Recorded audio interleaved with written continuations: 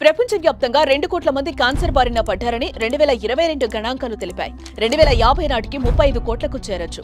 మన దేశంలో సుమారు 15 లక్షల క్యాన్సర్ పేషెంట్స్ ఉన్నారు. ప్రతి 1,00,000 మందిలో 100 మంది క్యాన్సర్ బారిన పడే అవకాశం ఉంది. మహిళల్లో ప్రతి 8 మందిలో ఒకరికి క్యాన్సర్ వచ్చే అవకాశం ఉందని ప్రపంచ ఆరోగ్య సంస్థ వెల్లడించింది. క్యాన్సర్ పై పూర్తి అవగాహన అందించి క్యాన్సర్ నుంచి తెలుగు ప్రజలను కాపాడే ప్రయత్నం చేస్తోంది సుమన్ టీవీ. మీ మోకాళ్ళ నొప్పులకు ఎటువంటి సర్జరీ లేకుండా ఎపియాన్ పెయిన్ క్లినిక్ అందిస్తున్న అత్యాధునిక చికిత్స. సర్వైకల్ క్యాన్సర్ అంటే గర్భసంచి ముఖద్వారంలో వచ్చేటువంటి ఒక రకమైన క్యాన్సర్. ఇది వరకు అది మహిళల్లో మోస్ట్ కామన్ క్యాన్సర్ లాగా ఉండేది. ఇప్పుడు బ్రెస్ట్ క్యాన్సర్ తర్వాత cervical cancer most common cancer. Cervical cancer ఎందుకు వస్తుంది అంటే ఇది వరకు మనకు రీజన్స్ తెలియకుండా ఉండేది. అంటే మల్టిపుల్ రీజన్స్ వల్ల, మల్టిపుల్ సెక్షువల్ పార్ట్నర్స్ వల్ల, ప్లస్ అన్హైజెనిక్ హ్యాబిట్స్ వల్ల వచ్చేటువంటిదని మేము అనుకునేవాళ్ళం. కానీ ఆఫ్ లేట్ మనకు తెలిసింది ఏంటంటే ఇది హెచ్పివి వైరస్ నుంచి వచ్చేటువంటి ఒక ఇన్ఫెక్షన్ వల్ల చాలా ఇయర్స్ ఈ ఇన్ఫెక్షన్ సర్విక్స్ లో ఉండి కొంతమందికి ఇన్ఫ్లమేషన్ వచ్చి అది సర్వైకల్ క్యాన్సర్ గా మారచ్చు అని ఇప్పుడు తెలిసింది. సో హెచ్పివి అంటే అదొక ఇన్ఫెక్షన్. హెచ్పివి వైరస్ అంటే అదొక ఇన్ఫెక్షన్. అది ఎలా వస్తుందంటే న్యాచురల్ గా కూడా నార్మల్ గా యంగర్ ఏజ్ లో 20s లో, బిలో 20s లో ఇనిషియల్ సెక్షువల్ కాంటాక్ట్ ద్వారా రావచ్చు. లేకపోయినా some times because of normal day to day activities and unhealthy habits ఒక్కొక్కసారి రావచ్చు. ఈ వైరస్ అనేది ఇనిషియల్ గా వచ్చినప్పుడు ఏసిమ్టమాటిక్ గా ఉంటుంది, అంటే ఏమి సిమ్టమ్స్ ఉండవు. కానీ చాలా ఇయర్స్ ఈ వైరల్ ఇన్ఫెక్షన్ ఉంటే సర్విక్స్ అంటే గర్భసంచి ముఖద్వారంలో ఒక రకమైన ఇన్ఫ్లమేషన్ అండ్ ఇన్ఫెక్షన్ కాజ్ చేస్తూ మెనీ ఇయర్స్ తర్వాత 20-30 ఇయర్స్ తర్వాత ఇది సర్వైకల్ క్యాన్సర్ వచ్చే అవకాశం ఉంది. అండ్ ఇది చాలా రీసెర్చ్ తర్వాత మేము తెలుసుకున్నాం. ఇప్పుడు ఆ ఫ్యాక్ట్ తెలిసినందువల్ల చాలా యూజ్ ఉంది. ఎందుకంటే హెచ్పివి వ్యాక్సినేషన్ అనేటువంటివి వచ్చేసాయి. అంటే ఈ ఇన్ఫెక్షన్ రాకముందే ఈ ఇంజెక్షన్ తీసుకుంటే, అంటే ఈ వ్యాక్సినేషన్ తీసుకుంటే మనకు ఎలాగా పోలియోకి, స్మాల్ పాక్స్ కి వ్యాక్సినేషన్ ఉండేదో ఇప్పుడు హెచ్పివి కూడా వ్యాక్సినేషన్ అనేది వచ్చింది. ఇది ఎవరికి రికమెండెడ్ అంటే యంగ్ గర్ల్స్ 13 to 18 ఇయర్స్. ఇప్పుడు ఇన్ఫాక్ట్ ఆ ఏజ్ కన్సిడరేషన్ కూడా పెంచేశారు, అంటే 20-25 వరకు కూడా తీసుకోవచ్చు. వీరికి మార్కెట్ లో గార్డసెల్ 9 అనేటువంటి వ్యాక్సిన్ అవైలబుల్ ఉంది. అది హెచ్పివి స్పెసిఫిక్ వ్యాక్సిన్.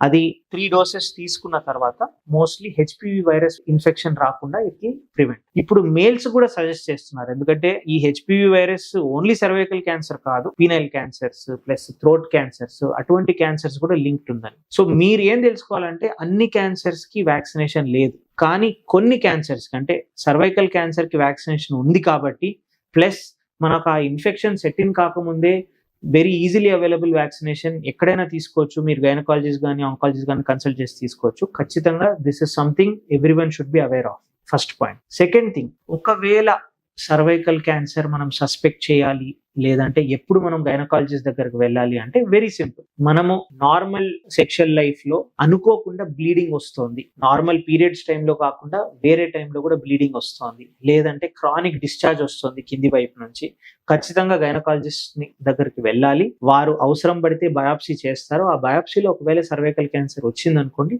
వెంటనే ఆంకాలజిస్ట్ దగ్గరికి ట్రీట్మెంట్ కోసం వెళ్ళాలి. సిమ్టమ్స్ చాలా సటిల్ గా ఉంటాయి. అంటే పీరియడ్స్ మంత్ బ్లీడింగ్ వస్తుంది, కొంతమందికి నార్మల్ గా వేరే టైంలో కూడా బ్లీడింగ్ రావచ్చు. చాలా మంది ఇగ్నోర్ చేయొచ్చు, బట్ డోంట్ ఇగ్నోర్ ఇంటర్మెన్స్ట్రువల్ బ్లీడింగ్. ఇంకోటి క్రానిక్ డిశ్చార్జ్, కాన్స్టెంట్ గా వాటర్ వస్తూ ఉంటుంది, పస్ వస్తూ ఉంటుంది, స్మెల్ వస్తూ ఉంటుంది. సో దీస్ ఫ్యాక్టర్స్ ఎప్పుడు ఇగ్నోర్ చేయకండి. 80% of the time non cancer ఉండొచ్చు, ఏదైనా ఇన్ఫెక్షన్ వల్ల ఉండొచ్చు, కానీ ఆ 20% మనం డిటెక్ట్ చేస్తే అర్లీగా we can treat or cure it. So మనం క్యూర్ గురించి మాట్లాడుకుంటే ఫస్ట్ స్టెప్, ఒకవేళ అది సర్వైకల్ క్యాన్సర్ అని డయాగ్నోజ్ అయిన తర్వాత మనం కొన్ని టెస్ట్ చేస్తాం. మెయిన్ టెస్ట్ వచ్చేసి ఎంఆర్ఐ అంటే మనకి ఎంతవరకు లోకల్ గా ఆ సర్విక్స్ గర్భసంచి ముఖద్వారం నుంచి బయటికి ఎంత స్ప్రెడ్ అయింది తెలియడానికి ఒక ఎంఆర్ఐ టెస్ట్.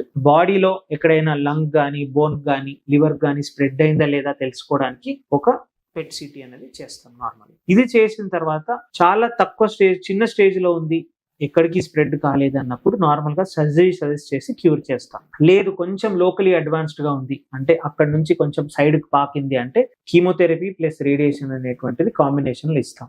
లేటర్ స్టేజెస్ లో స్టేజ్ 4 లో చాలా చోట్ల స్ప్రెడ్ అయిందంటే యూజువలీ ఓన్లీ కీమోథెరపీ అనేటువంటిది మనం సజెస్ట్ చేస్తుంటాం.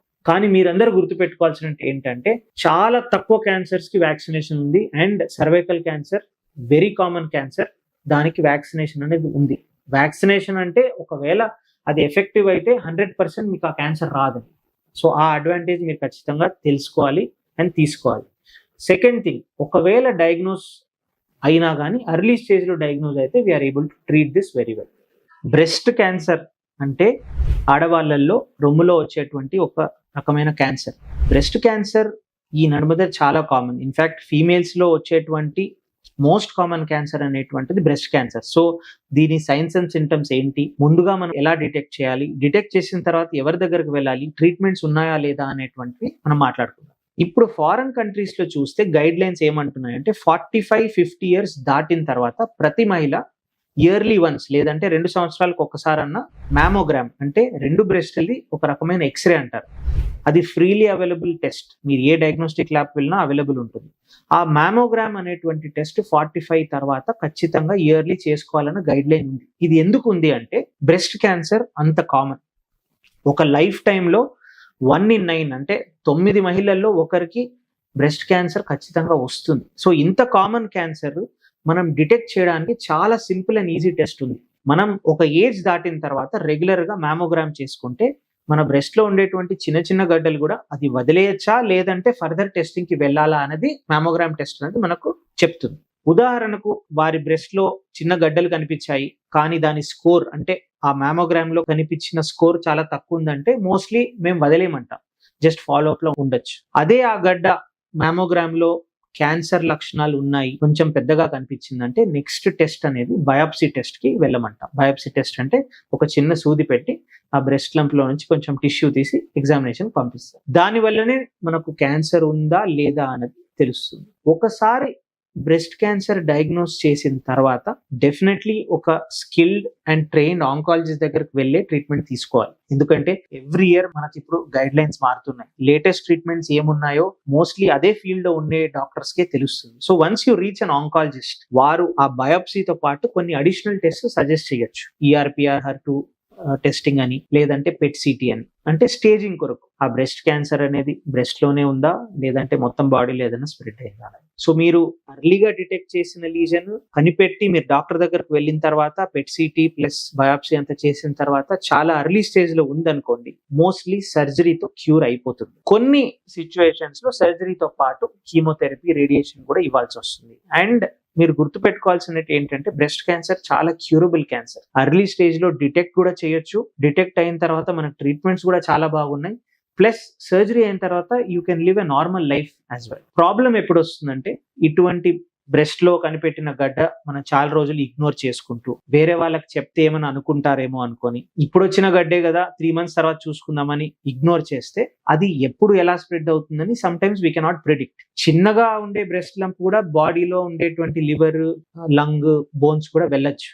అప్పుడు అది స్టేజ్ 4 అవుతుంది. స్టేజ్ 4 లో మనకు ట్రీట్మెంట్స్ ఉన్నాయి కానీ డెఫినెట్లీ స్టేజ్ 1, స్టేజ్ 2 లో డిటెక్ట్ చేసి 100% ఇచ్చేటువంటి రిజల్ట్స్ అయితే స్టేజ్ 4 లో ఉండవు. సో అది మీరు గుర్తుంచుకోవాలి. ఇంకోటి రిస్క్ ఫ్యాక్టర్స్. చాలా మంది మహిళలు 60-70 ఇయర్స్ లో బ్రెస్ట్ క్యాన్సర్ డిటెక్ట్ అయిన తర్వాత నా దగ్గరకు వచ్చి అడిగే క్వశ్చన్, సార్ ఎందువల్ల వస్తుంది, నేను ఏమైనా తప్పు చేశానా, డైట్ వల్ల ఏమైనా వచ్చిందా, లేదంటే ఏం ప్రాబ్లం వల్ల వచ్చిందా, అన్ని జెనెటిక్ ఏనా, లేదంటే నా ఫుడ్ వల్ల వచ్చిందా అని. సో ఈ డౌట్స్ అందరికీ వస్తుంటాయి. మీరు గుర్తుపెట్టుకోవాల్సినట్టు ఏంటంటే క్యాన్సర్ అనేది మన బాడీలో వచ్చేటువంటి చిన్న చిన్న చేంజెస్, మ్యూటేషన్స్ అంటారు వీటిని, అక్యుములేట్ అయిన తర్వాత వస్తాయి. ఆ మార్పులు మనం కొన్నిసార్లు మార్చలేము. మనం పుట్టిన తర్వాత పెరుగుతూ ఉన్నప్పుడు మనకు ఎట్లా గ్రే హెయిర్ వస్తుంది, ఎలా మన స్కిన్ ఓల్డ్ అవుతుందో అలాగనే మన బాడీలో ఉండే సెల్స్ లో మ్యూటేషన్స్ అంటే కొన్ని చేంజెస్ అనేవి జరుగుతూ ఉంటాయి. సో ఓల్డ్ ఏజ్ లో 60-70 వచ్చేటువంటి క్యాన్సర్స్ చాలా సర్ప్రైజింగ్ ఏం కాదు. బికాస్ అన్ని ఇయర్స్ మన బాడీ ఇన్ని స్మాల్ చేంజెస్ అక్యుములేట్ చేసుకున్నాయి కాబట్టి ఈ క్యాన్సర్స్ రావచ్చు. అదే యంగ్ ఏజ్ లో 20 years, 30 years అటువంటి పేషెంట్స్ కి క్యాన్సర్ వచ్చిందంటే మోస్ట్లీ మనం జెనెటిక్ కాజెస్ వల్ల వచ్చిండొచ్చు అనొచ్చు. జెనెటిక్ కాజెస్ అంటే ఏంటి, వంశపారంపర్యంగా వచ్చినటువంటి క్యాన్సర్స్. అవి కూడా టెస్ట్ చేయడానికి ఇప్పుడు మనకు టెస్ట్ అవైలబుల్ ఉన్నాయి.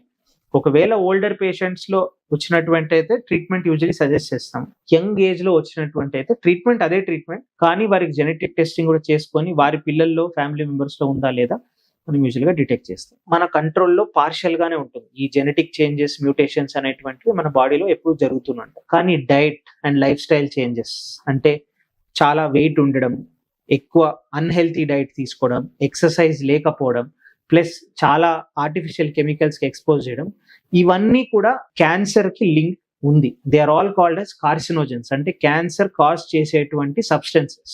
1:1 రిలేషన్ ఎస్టాబ్లిష్ చేయడం చాలా కష్టం. అంటే ఇది ఒక్కటి తీసుకున్నందువల్ల క్యాన్సర్ వస్తుందని కాదు, ఇటువంటి multiple chemicals, multiple food habits, unhealthy life style habits ఇవన్నీ అక్యుములేట్ అవుతూ మనకు క్యాన్సర్కి ఈరాన్ కావచ్చు.